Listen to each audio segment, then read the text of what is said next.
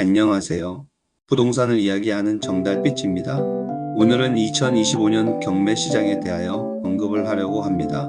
2025년 1월 20일 트럼프 위기 출범 이후 전 세계적으로 스태그플레이션이 예고된 가운데 국내에서도 정치적 혼란이 가중되고 있고 한국의 신용등급마저도 강등이 된다고 하니 부동산을 담보로 빌린 대출 이자를 감당하지 못해 경매 시장에 흘러나오는 임의경매 물건이 쏟아지고 있는 실정입니다. 전국 집값이 최고가를 찍은 2021년께 집을 구한 영글족 즉 영혼까지 끌어모아 집을 산 사람 매물이 경매 시장에 등장해 지난해 경매 신청 건수는 2013년 후 최대치를 기록했습니다.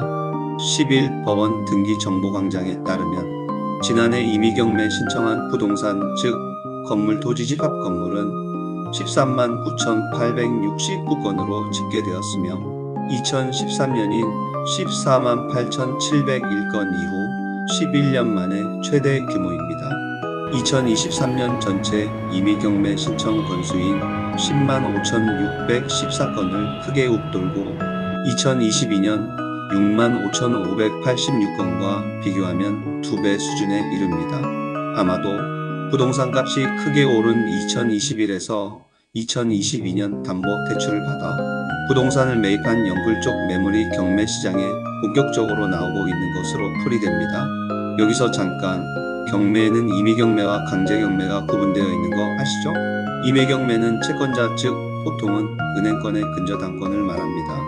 은행이 부동산을 담보로 빌려준 돈을 받는 법적 절차를 말하며 시중은행인 금융권에서는 3개월 이상 원리금 상환을 연체하면 임의경매 절차에 바로 진행할 수 있습니다.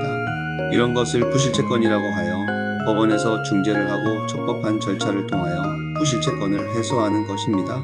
부실채권이 많아지면 사회적 혼란이 가중되니 법원이 원탁의 기사 노릇을 하고 있는 것이죠.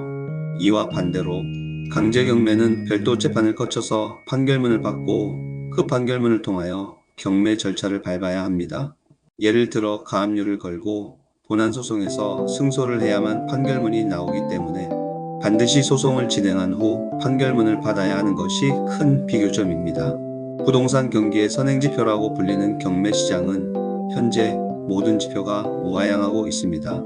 선행지표가 하향이면 후행지표인 부동산도 당연히 하향으로 갈 수밖에 없는 구조인 것입니다.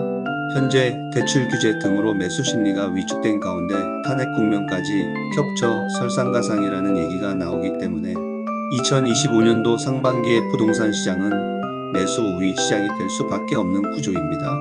매수 우위 시장이란 사려고 하는 사람이 팔려고 하는 사람보다 우위에 있다는 말입니다. 즉 사려고 하는 사람이 갑인 시장입니다. 집을 팔려고 하는 사람이 이 되는 구조인 것이지요. 이는 당연한 이치입니다. 따라서 지금의 부동산 구입을 하고자 조바심을 내시는 분들이 있다면 조금은 릴렉스가 필요해 보입니다. 전 세계의 스태그플레이션으로 인하여 어쩌면 금리를 인하하는 쪽보다는 물가를 잡기 위해 금리를 올려야 하는 상황도 있기 때문입니다.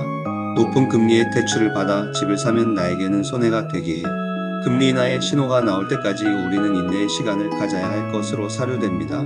이상으로 부동산을 이야기하는 정달빛이었습니다. 감사합니다.